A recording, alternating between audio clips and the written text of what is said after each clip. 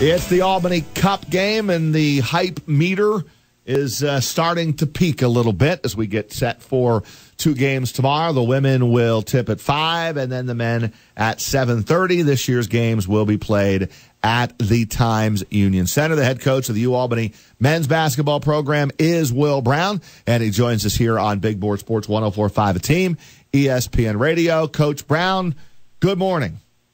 Good morning, Raj. How are you? Good, Coach. How are you? I'm doing well. How's Chris doing? We're great, man. We're great. good. Ready for tomorrow. Silver Fox and the Red Mamba on a Friday. Ready to go. Hanging out. Doesn't get any better than that. No, absolutely not. We're just guiding, getting through this 2-hour window, and then we're gonna hype Siena and UAlbany some more if that's possible. How much tape have you watched on Siena, and what are your thoughts on this year's version of the Saints? Yeah, I've watched every game that they've played but Louisville. We don't play anything like Louisville, and watching them play a team of that nature with all that length and all that matchup zone, I didn't think it was worthwhile. So I've watched every other game that they've played, and I think they've played a very challenging schedule. They have a player in Clarith that, when he gets it going, can carry them. They've got a good young big in Odoro who has a chance to be pretty good, and it's a rivalry game. And I think when rivalry games happen, you never know what the outcome is going to be. And I think you have to make sure you don't get caught up in the environment, especially if it's a great atmosphere. And, the team that plays the most composed and, with poise should be the team that wins this game. Will, I'm guessing you'll agree Devontae Campbell probably your best defender out of your starting 5. With a guy like Clarith coming off the bench and what he does stylistically, who draws that assignment defensively for you? Yeah, Campbell is terrific defensively, and he's a big defender at 6'6", 230 pounds. Listen, Nico's going to shoot it every time he gets it, and he's going to take tough shots, and he's going to make tough shots. He's talented. You just have to make him work and don't allow him to get in a rhythm.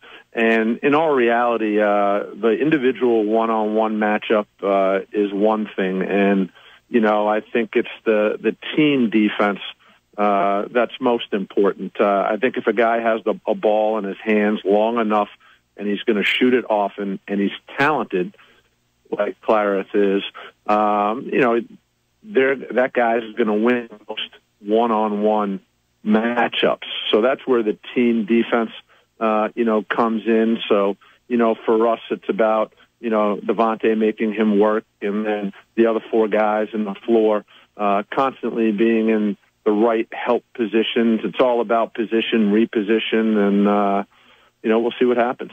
Do you embrace the favorites role, Will, this year? I don't know. We don't talk about that. For us, we've got to continue to make steady progress. That's really been, my focus with this team. My expectations are fairly high for this group. I don't think we're playing anywhere near our capabilities at this point. I think, if anything, we've been consistent offensively and consistently inconsistent defensively. So we've got a lot of room to grow and develop. Our bench, which is talented, has to get better, though, and embrace what we're doing. But, I've been doing this long enough where there's so many good players, teams, and coaches at this level that if you don't come ready to play, and you let somebody out-compete you and potentially out-execute you, you're going to get beat. So, for us, the last couple of days, this week really has been about us really trying to get better, not so much who we're playing.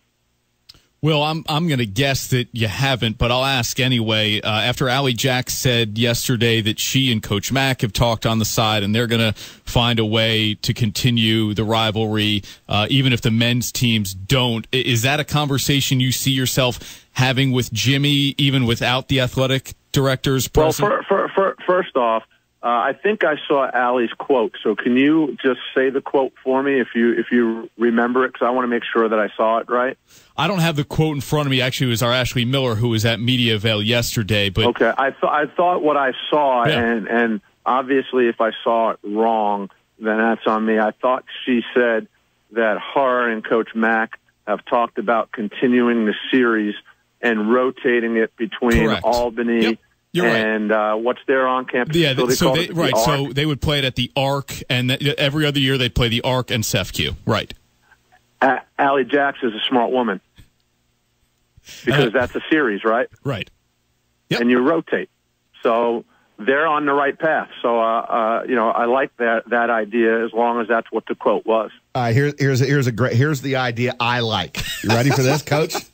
Oh boy, here we go. No. Fox with an idea. It's really not my idea, but Lauren, by the way, and that is a male. Just so we clear that up. Okay. Lauren Spiegel wrote a very well-crafted email to me yesterday, and had this idea. And I'll just read this very quickly. He wrote, "You Albany Siena, maybe for the last time in the foreseeable future, let the hype begin.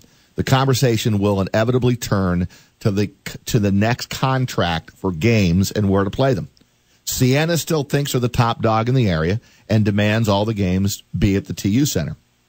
U Albany refuses to play unless the home games are split every other year, and as they rightfully should be." In parentheses, he says, "Show me one other example of one team in a rivalry having all home games. It seems to me that Siena needs U Albany more than the other way around. That's an argument for another day. If you want an equitable solution to the location impasse, how about this?" Here it is. This is what I like. Whoever wins this year's game gets next year's home game. If, say, Albany wins on Saturday, they get to host the 2018 game. Same with Siena.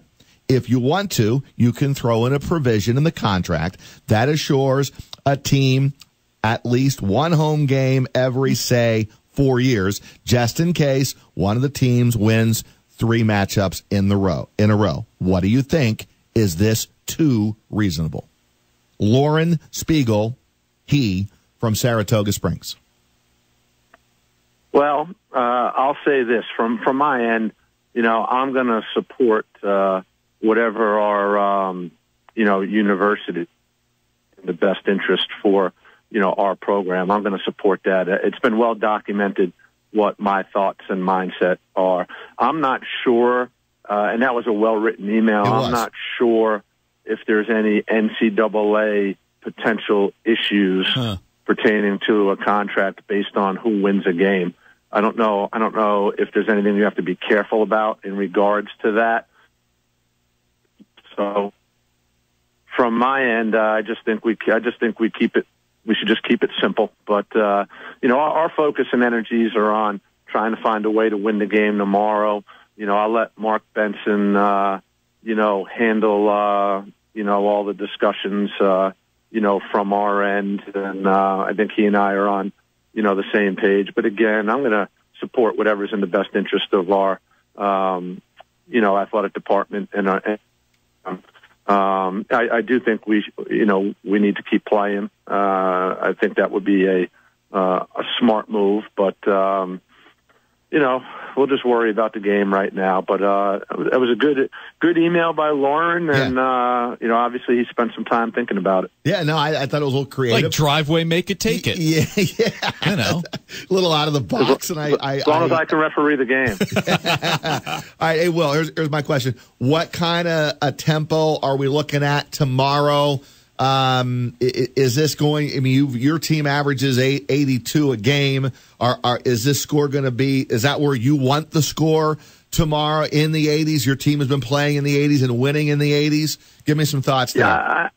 I mean, the offensive tempo, isn't overly concerning to me as long as we're not playing too fast and turning the ball over, careless turnovers. I'm just more concerned about, the defensive end. In these type of games, especially a rivalry game, if you just exchange buckets with the team, you're putting yourself at risk.